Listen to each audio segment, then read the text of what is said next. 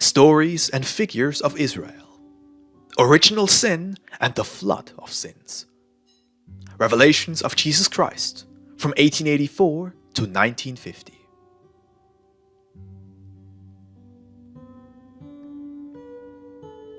The story of original sin. Thus saith the Lord. The story of the first men that inhabited earth was passed from generation to generation until it was written down in the book of the first era.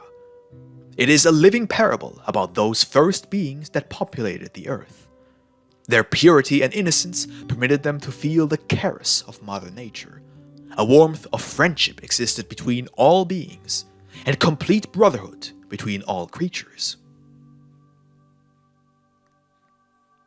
In a divine parable, I inspired the first men to begin to have knowledge of their destiny, but the meaning of my revelations was poorly interpreted. When you were told of the tree of life, of the knowledge of good and evil, of which man ate, I only wished to make you understand that when man comes to have sufficient knowledge to distinguish between the just and unjust, and began to be responsible for his acts, from that time he began to gather the fruits of his works.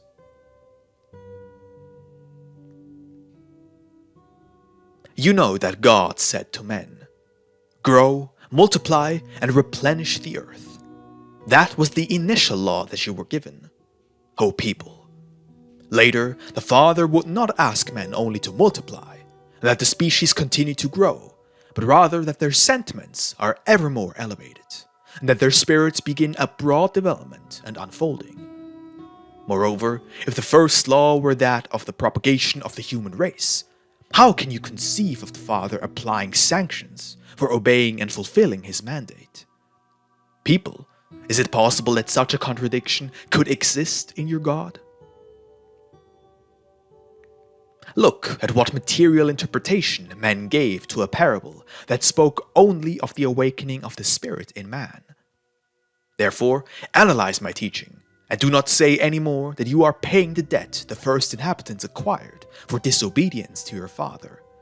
Have a more elevated idea of divine justice. This is the time in which you can understand me when I tell you, grow and multiply and replenish the universe with your good works and elevated thoughts. I welcome all who wish to come to me, to all who seek perfection. Free will and original sin. You say to me that, because of the freedom of will, you have fallen into faults and errors. I also say that through that gift, you can infinitely elevate yourselves beyond the point from which you departed in the beginning of your elevation.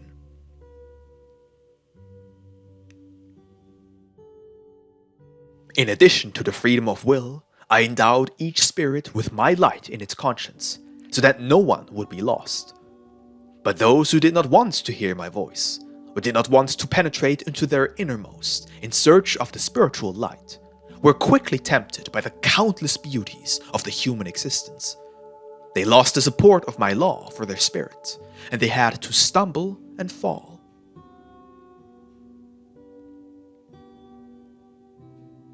Just one fault brought many painful consequences, and the fact is that imperfection does not harmonize with the divine love. Those who yielded, repented, returned immediately to the Father, and humbly asked him to cleanse and liberate them from their sins committed. The Father received with infinite love and charity. He comforted their spirit, he sent them to correct their faults, and strengthened them in their mission. Do not think that everyone returned meek and repentant after the first disobedience. No, many arrived filled with arrogance or hate. Others, with shame, realizing their guilt, tried to justify their faults before me, and far from purifying themselves through repentance and atonement, which is proof of humility, they chose to create for themselves a life of their own choosing, outside of the laws which my love dictates.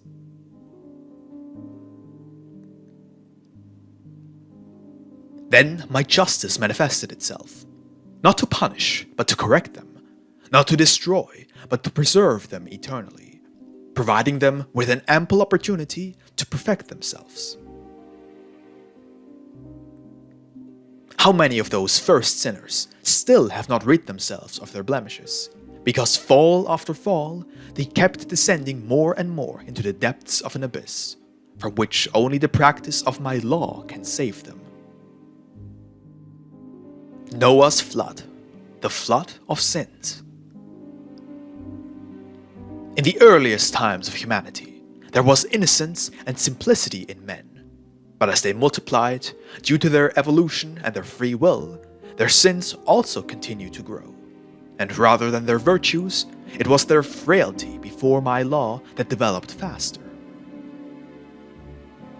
It was then that I prepared Noah by communicating with him from spirit to spirit, because I established this type of communication with mankind when man first came to dwell on earth.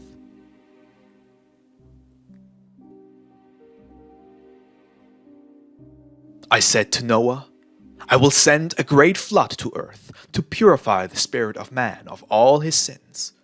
Build an ark and take with you your children, their wives, your grandchildren, and a pair of each species of animal onto the ark.